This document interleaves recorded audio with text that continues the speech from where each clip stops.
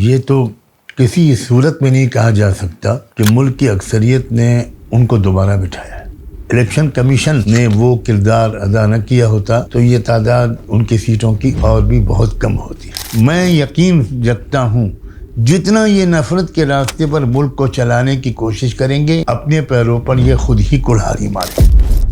راہل گاندھی صاحب نے پارلیمنٹ میں جو تقریر کی اور بڑے مثبت لوگوں نے اس کو دیکھا نظروں سے، کیا آپ کو آگے ان سے اور امیدیں ہیں؟ ایک دن کی پارلیمنٹ کی تقریر کافی نہیں ہے، ان کو مسلم ایشوز کو لینا پڑے گا، الپ سنکھیک اور مائنورٹیز کہنے کے بجائے مسلمان کہنا پڑے گا۔ یونیفارم سول کوڈ کا مسئلہ ہے، ان کو اس موضوع پر اپنے موقف کو واضح کرنا چاہیے۔ یہ بات دیکھی جا رہی ہے کہ حکومت نے یا فاسسٹ فورسز نے کچھ اس قسم کی تدبیر اختیار کی ہے کہ قانون سازی کے ذریعے اگر ہم پرسنل لا کو منسوخ نہیں کر پا رہے ہیں تو عدالتی فیصلوں کے ذریعے اس کو ہم کالعدم قرار دیں۔ یہ ہماری نظر ہے اس پر، اور ظاہر ہے کہ عدالت اس وقت کیا فیصلے کر رہی ہے ساری دنیا جانتی ہے۔ لیکن اس وقت خطرات سب سے زیادہ جو مدارس پر منڈلا رہے ہیں، آپ بحیثیت ایک مدرسے ہی کے آدمی ہونے کے آپ کیا ان کو مشورہ دینا چاہیں گے؟ مدارس اپنے اکابر کی طرح ہمت سے کام لے۔ دہشت گرد اسرائیل جس طرح سے مظلوموں پر بمباری کر رہا ہے اور ابھی تک جنگ بندی کی کوئی واضح صورت سامنے نہیں آئی ہے، کیا آپ کو اس مسئلے کا حل نظر آ رہا ہے؟ میں ہزاروں سلام پیش کرتا ہوں فلسطینی مجاہدین کو، مردوں کو، خواتین کو، بوڑھوں کو، نوجوانوں کو، معصوم بچوں اور بچیوں کو، اور میں حجر اسود پر ہاتھ رکھ کر قسم کھا سکتا ہوں کہ فتح انشاءاللہ فلسطین کے مظلوموں کی ہوگی۔ ہاں، فتح یوں ہی نہیں آیا کرتی۔ ایک چھوٹی سی اقلیت ہے اپنی ہندو شناخت ان کے اوپر تھوپنا چاہ رہی۔ آدیواسی اس ملک میں 11.5 کروڑ ہیں، وہ چیخ چیخ کر کہہ رہے ہیں کہ ہم ہندو نہیں ہیں۔ میں اہل بھٹکل سے گزارش کروں گا کہ اپنی شناخت چھوڑ کر دوسروں کی نقل کرنے میں آپ کی انفرادیت نہیں ہے۔ شادیوں کی تقریبات میں فضول خرچی خدا کرے نہ کر، اس پیسے کو قوم کی ترقی میں خرچ کیجیے۔ انفرادی عیاشی میں جو لوگ مال کو خرچ کرتے ہیں وہ قومی زوال کا سبب بنتے ہیں۔ میں اس جملے کو دوبارہ دہراتا ہوں۔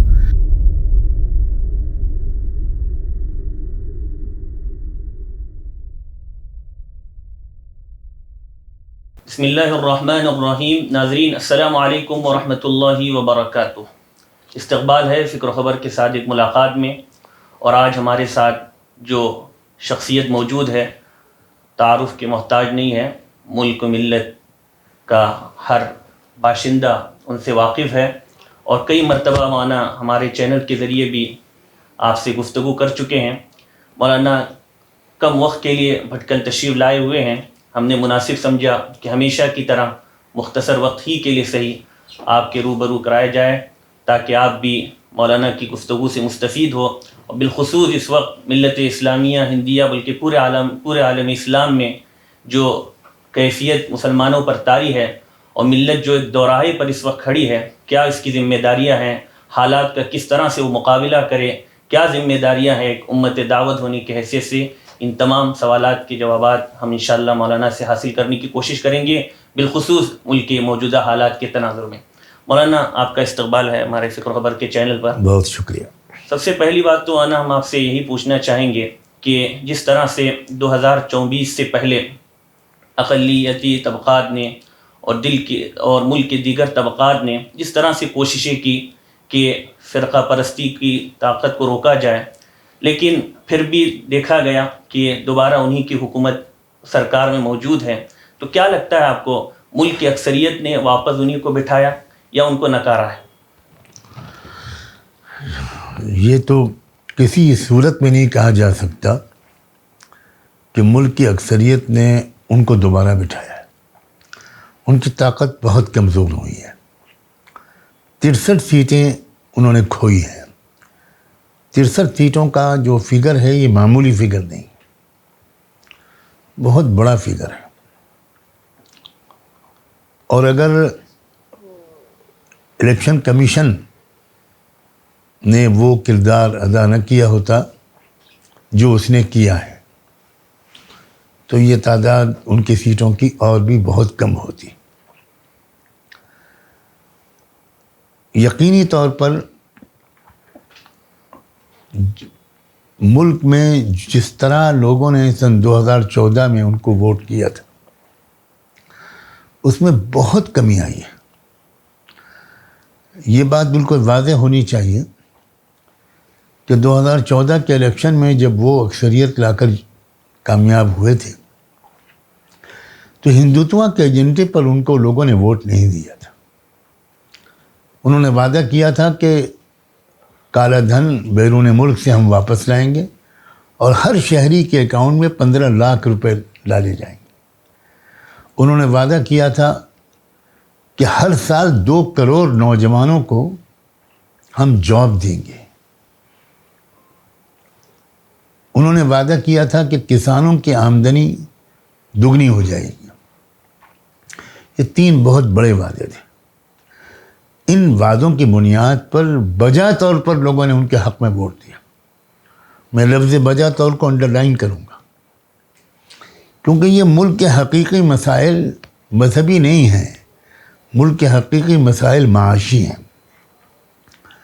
تو انہوں نے ملک کی نبض کو صحیح طور پر پڑھ کر وہی وعدے کیے تھے. ملک نے رسپونڈ کیا اور ان کو یہ ذمہ داری سپرد کی. 2019 میں چونکہ وہ یہ وعدے پورے نہیں کر چکے تھے تو انہوں نے کسی طرح پورے ملک کی توجہ کو کسی اور طرف موڑ دینے کے لیے پلوامہ کا ڈرامہ کیا. پلوامہ ایک اسٹیج مینج ڈرامہ تھا. یہ بات اب ملک کا بچہ بچہ جان چکا ہے.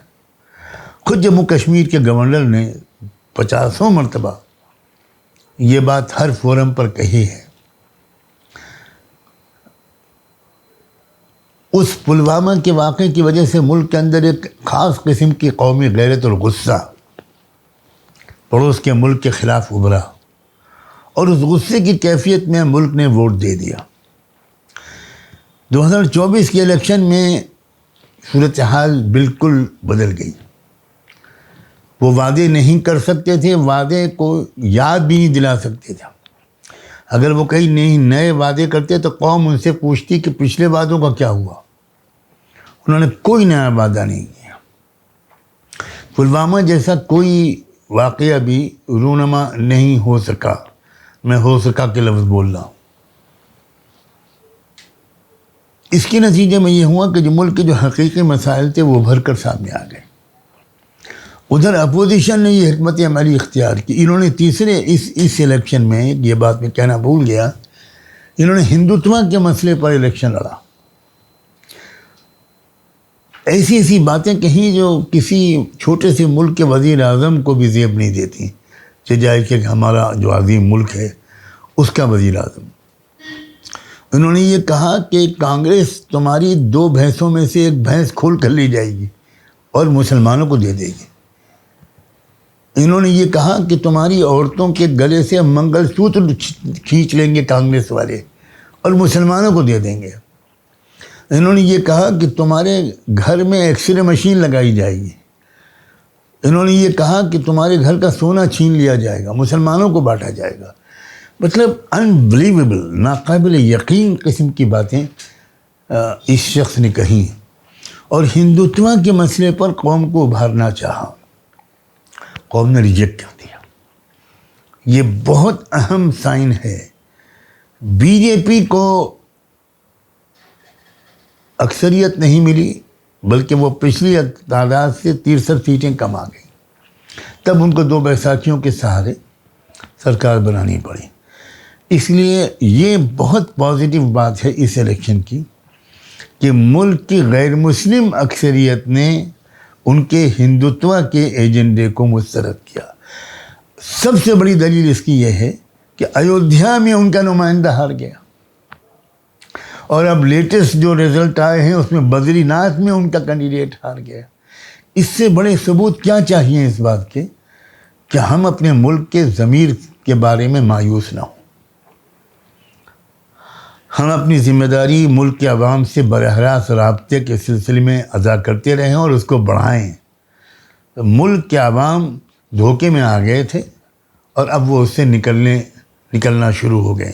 تو میں مستقبل کے بارے میں پر امید ہوں. اور دوبارہ جب یہ حکومت آئی ہے تو پھر بھی تیور ان کے بڑے سخت نظر آ رہے ہیں. حکومت کے تیور سخت نظر نہیں آ رہے ہیں. وہ پارٹی کے تیور ہیں، سنگ کے تیور، یعنی یہ کہ وہ چاہتے یہ ہیں کہ نفرت کی جو آگ ہے یہ ٹھنڈی نہ ہونے پائے، اور یہ اس بات کا ثبوت ہے کہ ان کے پاس نفرت کے سوا کچھ ہے ہی نہیں۔ اگر نفرت کی بنیاد پر ملک ان کو ووٹ دیتا تو اس الیکشن میں ان کو 400 پار ہونا چاہیے تھا، جس کے وہ خواب دیکھ رہے تھے اور دکھا رہے تھے، لیکن ملک نے تو ان کو 300 پار نہیں ہونے دیا، 250 پار نہیں ہونے دیا۔ تو وہ یہ کوشش کر رہے ہیں کہ نفرت کی آگ بھڑکے۔ میں یقین رکھتا ہوں جتنا یہ نفرت کے راستے پر ملک کو چلانے کی کوشش کریں گے، اپنے پیروں پر یہ خود ہی کلہاڑی ماریں گے۔ مولانا آپ بھی ایک بات بار بار کہتے رہے اور دوسرے لوگ بھی، خاص طور پر کانگریس ہو یا دیگر پارٹیاں ہوں، وہ مسلمانوں کا نام تک نہیں لیتی، لیکن ابھی دیکھا گیا راہل گاندھی صاحب نے پارلیمنٹ میں جو تقریر کی اور بڑے مثبت لوگوں نے اس کو دیکھا نظروں سے، کیا آپ کو آگے ان سے اور امیدیں ہیں؟ ہم امید سے زیادہ یہ اپیل کرتے ہیں ان سے کہ وہ ملک کے صحیح منظرنامے کو سمجھیں، مسلمانوں کو گرانٹڈ لینا چھوڑ دیں۔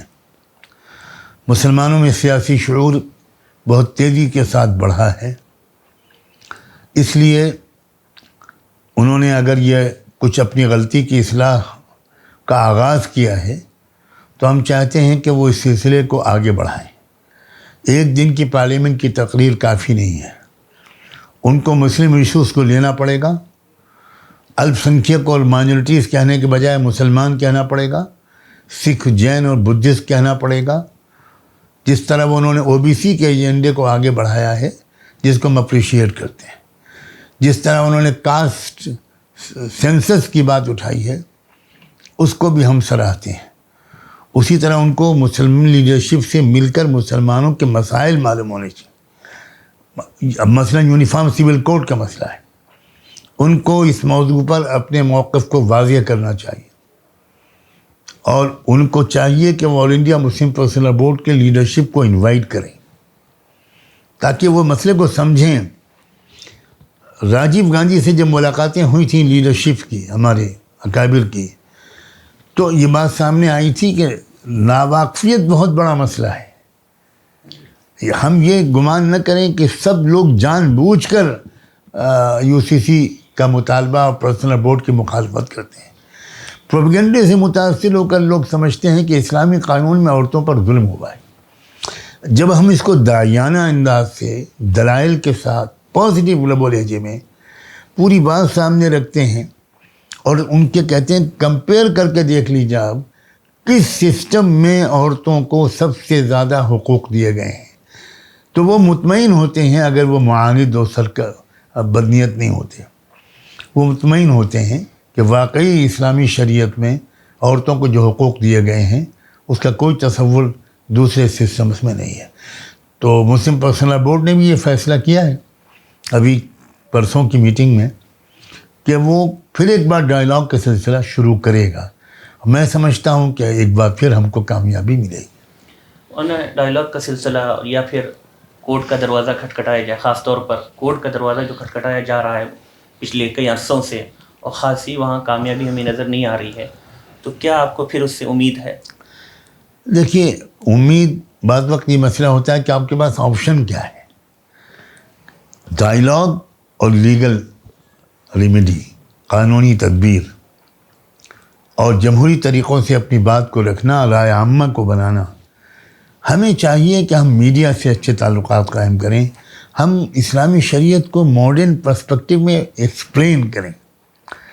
بہت بڑا جو مسئلہ ہے وہ یہ کہ اسلام کو جس طریقے سے پریزنٹ کیا جانا چاہیے، بہت کم علماء اس طریقے پر اسلام کو موجودہ دور میں پریزنٹ کر پا رہے ہیں۔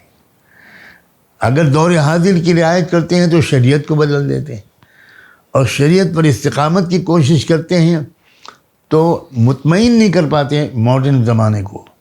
تو یہ جو ایک کمی ہے اس کو دور ہونا چاہیے۔ حضرت مولانا ابوالحسن علی ندوی اور مولانا منتظر رحمانی یہ کامیاب ہو گئے تھے اس وقت کے وزیر اعظم کو کنونس کرنے میں۔ انہوں نے بہت بہترین انداز سے گھنٹوں کی گفتگو میں اس شخص کو قائل کیا تھا، اور وہ بار بار وزیر اعظم لا منسٹر کو اپنے پاس بٹھاتا تھا کہ سنو ان کی باتیں، ان کی بات سنو اور جواب دو، بتاؤ یہ جو کہہ رہے ہیں کیسے تم بتاتے ہو کہتے ہو کہ CRPC کی دفعہ 125 یہ زیادہ بہتر ہے۔ تو کمیونیکیشن ہونا چاہیے، ہم داعی امت ہیں اور قانونی تدبیریں بھی اختیار کرنی چاہیے۔ یہ بات دیکھی جا رہی ہے کہ حکومت نے یا فاسسٹ فورسز نے کچھ اس قسم کی تدبیر اختیار کی ہے کہ قانون سازی کے ذریعے اگر ہم پرسنل لا کو منسوخ نہیں کر پا رہے ہیں تو عدالتی فیصلوں کے ذریعے اس کو ہم کالعدم قرار دیں۔ یہ ہماری نظر ہے اس پر، اور ظاہر ہے کہ عدالت اس وقت کیا فیصلے کر رہی ہے ساری دنیا جانتی ہے۔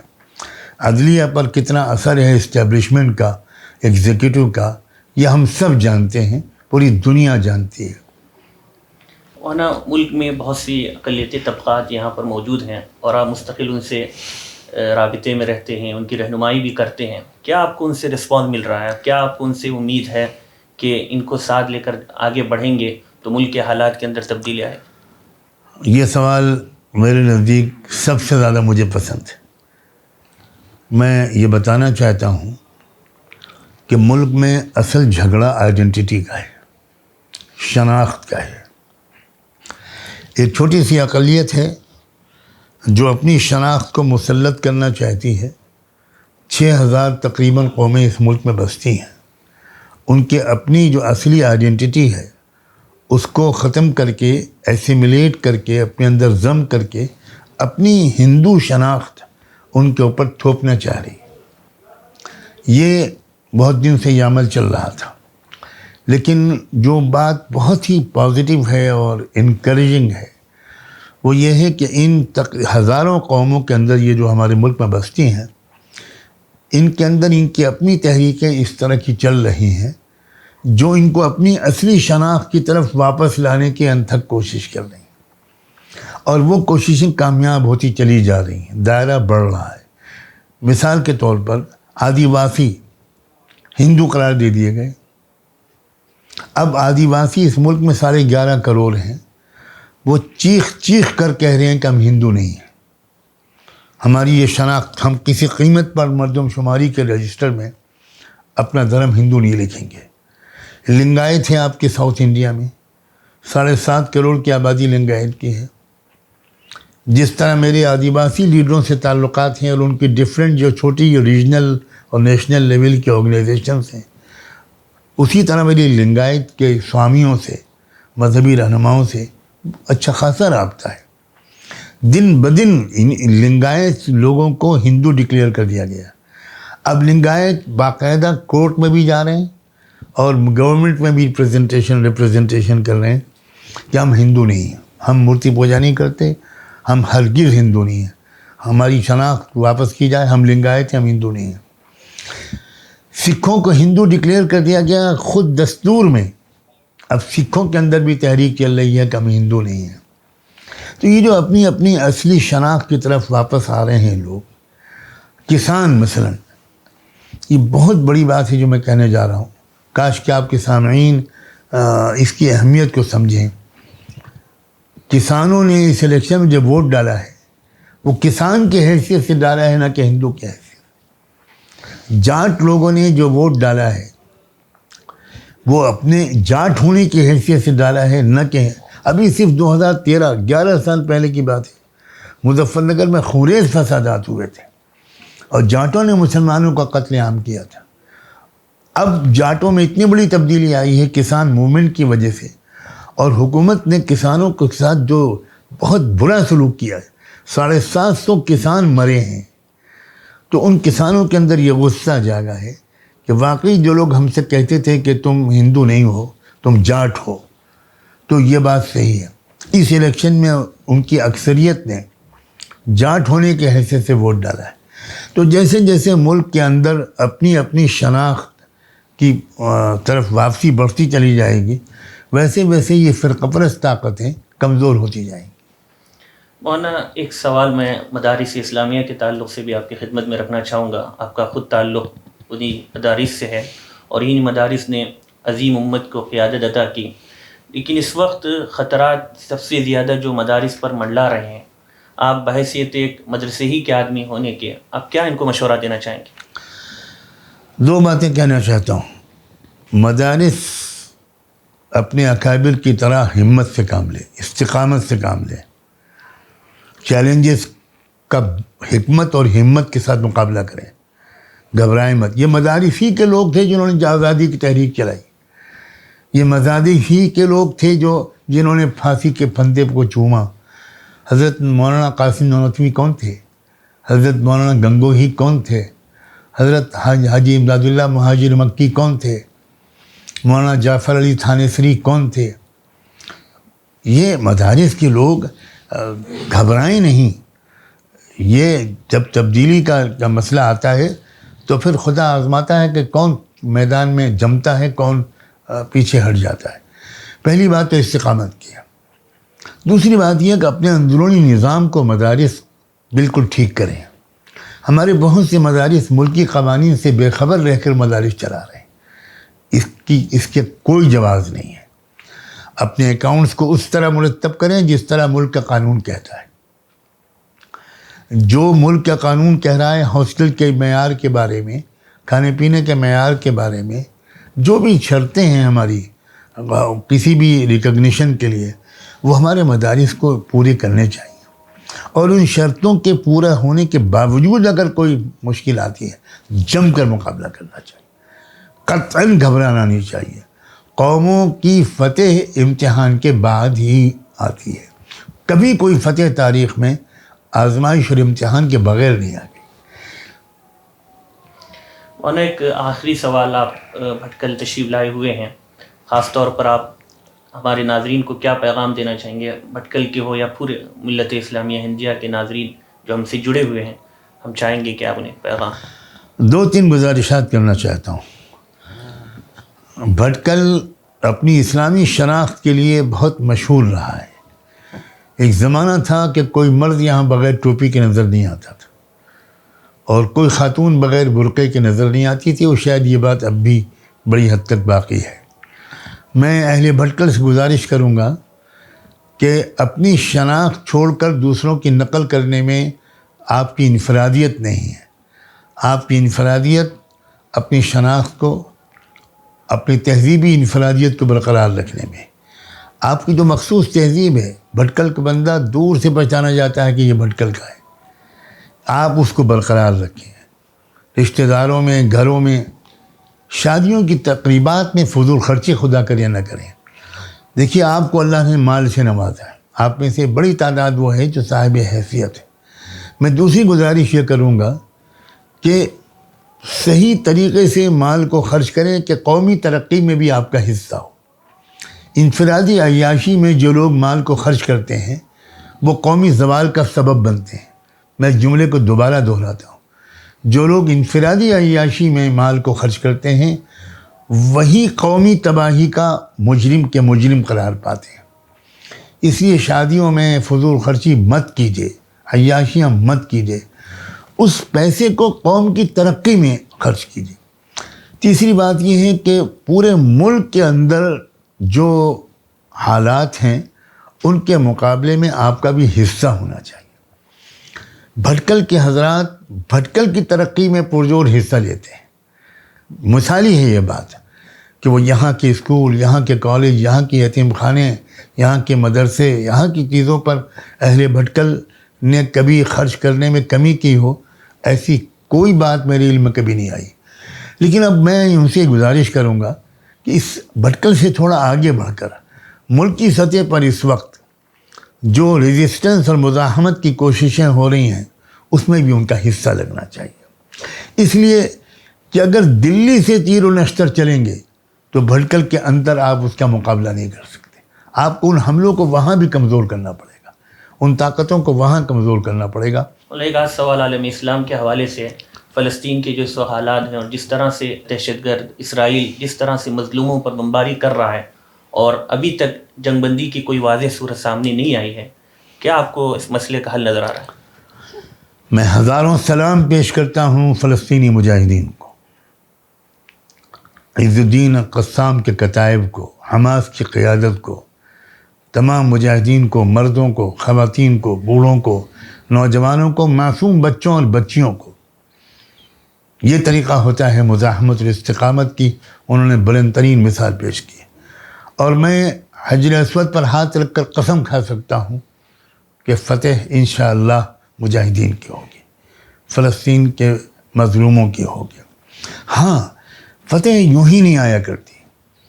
قرآن مجید کے اشارات ہیں حتیٰ یقول الرسول والذین آمنوا معه متی نصر اللہ. اس قدر سخت امتحانات قوموں پر آیا کرتے تھے کہ وقت پیغمبر بھی چیخ اٹھتا تھا، پکار اٹھتا تھا کہ یا اللہ مدد کب آئے گی. رسول پکار اٹھے. آپ سوچئے ذرا اس تکلیف کے لیول کو سوچئے کہ جس میں رسول پکار اٹھتا ہے. رسول تو لوگوں کی پکار کا جواب دینے والی شخصیت ہے. تو اس کا مطلب یہ ہے کہ وہ اسٹیج آ رہا ہے. ان کی استقامت کو سلام بھیجنے کی ضرورت ہے اور اس سے بھارت کے مسلمانوں کو سبق سیکھنے کی ضرورت ہے. ہمارا یہاں تو ایک ذرا سا کوئی پولیس والا آ جاتا ہے کچھ تحقیق کرنے کے لیے تو ہم کانپنے لگتے ہیں. یہ غلط بات ہے، بالکل غلط بات ہے. اہل حق کو ایسا نہیں ہونا چاہیے. فلسطینی انشاءاللہ کامیاب ہوں گے. آپ غور کیجئے کہ صرف حماس جیسی تنظیم کے علاوہ جو لاکھوں عام شہری ہیں جو جہاد میں فزیکلی شریک نہیں ہیں، کیا ایک انسان کی زبان سے ہم نے حرف شکایت سنا؟ کیا ایک غزہ کے انسان کی طرف سے یہ شکایت سنی کہ آخر کیوں ہم کو مروا رہے ہو بھائی، چین سے رہنے دو، پوری قوم ساتھ میں ہے. یہ ہوتی ہے قوموں کی استقامت. ہمیں اس سے سبق سیکھنا چاہیے. پروپیگنڈے سے متاثر بالکل نہیں ہونا چاہیے. دعاؤں کا اہتمام بھی کرنا چاہیے اور جو ان کی مدد کر سکے اس کے ذمے ان کی مدد کرنا فرض عین ہے. مولانا بہت بہت شکریہ. آپ نے ناظرین آپ نے دیکھا کہ کم وقت میں کس طرح کی اہم باتیں مولانا نے ارشاد فرمائی. ہم مولانا کے مشکور ہیں اور انشاءاللہ آپ کو یہ امید دلاتے ہیں کہ وقتاً فوقتاً مولانا کی گفتگو سے ملت کو فائدہ پہنچانے کی ہم کوشش کریں گے. اور اس امید میں کہ انشاءاللہ جو کچھ باتیں کہی گئی ہے ہم سب اور ہمارے ناظرین اس پر عمل کرنے کی کوشش کریں گے.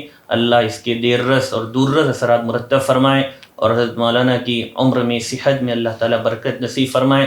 تادیر آپ کا سایہ عاطفت ملت پر اللہ تعالیٰ باقی رکھے. اسی پر ناظرین اجازت دیں، آئندہ انشاءاللہ پھر کسی نئی اور اہم شخصیت کے ساتھ آپ کے روبرو ہوں گے. السلام علیکم ورحمۃ اللہ وبرکاتہ.